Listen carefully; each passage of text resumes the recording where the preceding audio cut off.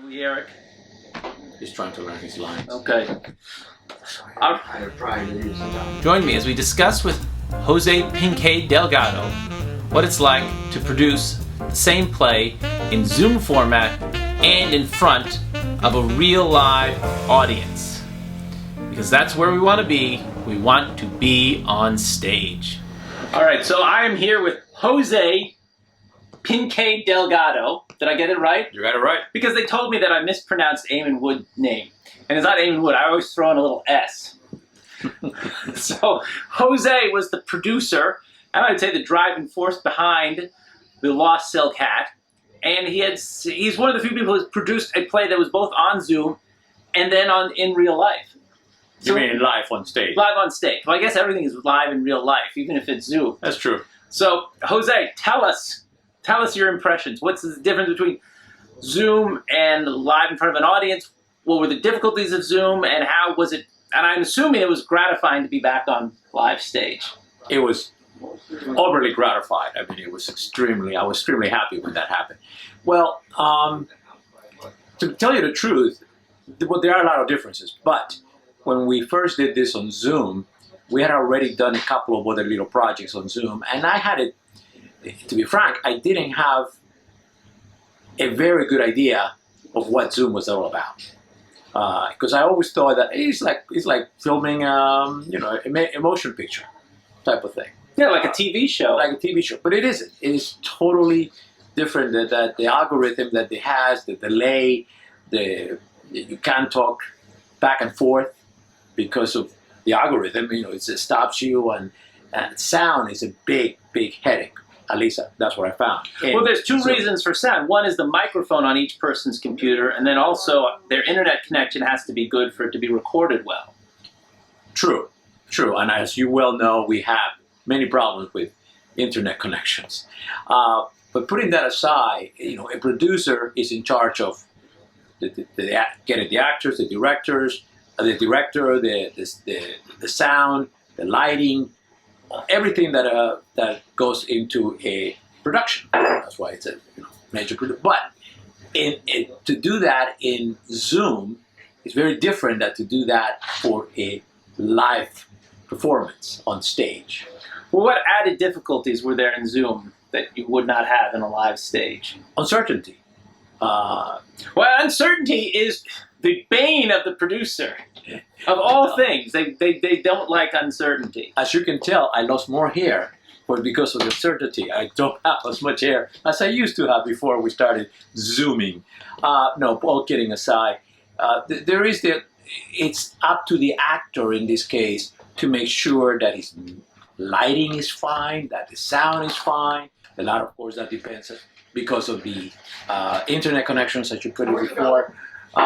But there's a lot of other factors that we do not have control in a Zooming that we have a little more control being a live performance.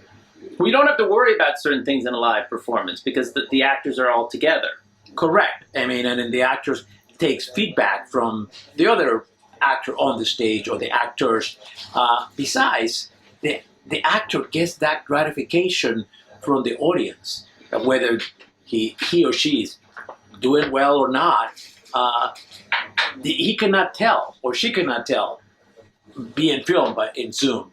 However, an actor can tell when he's on stage and just hears and sees the reaction from the audience. The audience and the other person, because I was in the play that we Zoomed, and I'm supposed to have a 10 to 12 minute scene with Eamon, and we had no interaction. I had to put a picture of Eamon up on my wall to look at, to pretend that I was talking to him. Now, we have done other Zoom plays or other Zoom readings before. And when I watched them, I thought, oh yeah, that looks good, in terms of 4 little boxes or 2 boxes, with a person in each of them, and they're looking at each other supposedly. And I thought, well, that looks easy enough. But in our particular play, it was a challenge because you didn't know where that person was supposed to be coming from stage left was actually coming from stage right, in the Zoom, that is, because of the way that the boxes are placed, never in the same position, and what you see in your computer is not necessarily the same thing that I see in my computer at the same time. Well, yeah, because you're always in the middle where you are, and then they somehow arrange the other people Right. sort of in a random. And then if you do not have the gallery view and you have the speaker view, it would automatically go to whoever makes a sound, even though that person might be off stage, quote unquote. But in whatever room that person is, and he happens to have cough or something, well, that is picked up by the computer. So that box then gets highlighted, which is not what's supposed to happen in real life, in terms of if you do it on stage. I'm not sure if you get the meaning of what I just said. No. I mean, on stage you can arrange the people the way the director sees fit, and that thing has been usurped by whatever algorithm the Zoom. Well, yeah, but having said all of that, however, during the pandemic, and we were being we're around a bunch of people, so if you hear some people talking, we have Eric and we have Eddie Vega and Frank Bull and we have Lorraine who is here, and they're being very kind to let us do our interview. But hey guys, all right, well, goodbye, Eric. Yep. And Lorraine, do you need to get by here? Is there a hint? Well, I mean, we're introducing you to our studio audience, so you can have your cross here without it being because if people know what's happening, then they'll accept it. So there's Lorraine. Hi, bye. I must be going, like Groucho Marx says. Hello, I must be going. So that's the thing about theater. It happens in the moment, and your people do need to cross too. It happens with all these people. When you watch a theater performance, you get the result of all this chaos, and it's tried to put pristinely on stage, and that's the backstage. And so, to a certain extent, just now we created a little of the backstage aura of doing it in front of a live audience. Which with Zoom, I just had to set a green screen up in my kitchen, and have a mark on the floor and make sure that my mic input was loud enough. I think you as an actor must have taken a lot of gratification or be much happier on stage with other actors acting as opposed to act alone in front of your home, looking at a TV, looking at a video camera, and imagining that the other actor is next to you or in front of you, to the side, or that you're looking up to whatever he or she's pointing. So as an actor, I think it's much more difficult to do it in Zoom than to do it on stage. When you do it in Zoom, I have to supply the input from Eamon that I get from him on stage. Absolutely. So I'm like, it's like I'm playing. I'm almost being sort of. I have to split myself into two personalities: my own personality and all the other actors' personalities that would be saying a line or making an action to me, because I do interact with a couple others. I watched I just watched again the Zoom production that we did of The Lost Silk Hat, and I think thanks to Bill Brown, the director, and all the actors, of course, you guys did a darn good job. Looking, and especially you being the editor of the film, quote unquote, of the Zoom taping, really looking like if you were together, next to each other, looking at the house, hearing the piano or whatever. I think it was a very good job. Yeah, it took a lot of post-production where we actually would take out the moments that the Zoom created a longer pause, or because people aren't with other people, you don't react as quickly or with the same kind of intensity. So we actually sped up some of the dialogue. Shh! Don't tell anyone. It's a secret. Well, the other thing is, besides this Zoom production, I was fortunate enough to be involved in the filming, not Zooming, but in the filming of another major play that we put together, Art. And that was different. That was actually doing a film as opposed to doing a... All right, so this is Shelley. She's going to enter for a second. I'm interviewing. Oh, I'm sorry. I didn't That's know. okay. No, that's all right. This is live. This is. Oh, sorry.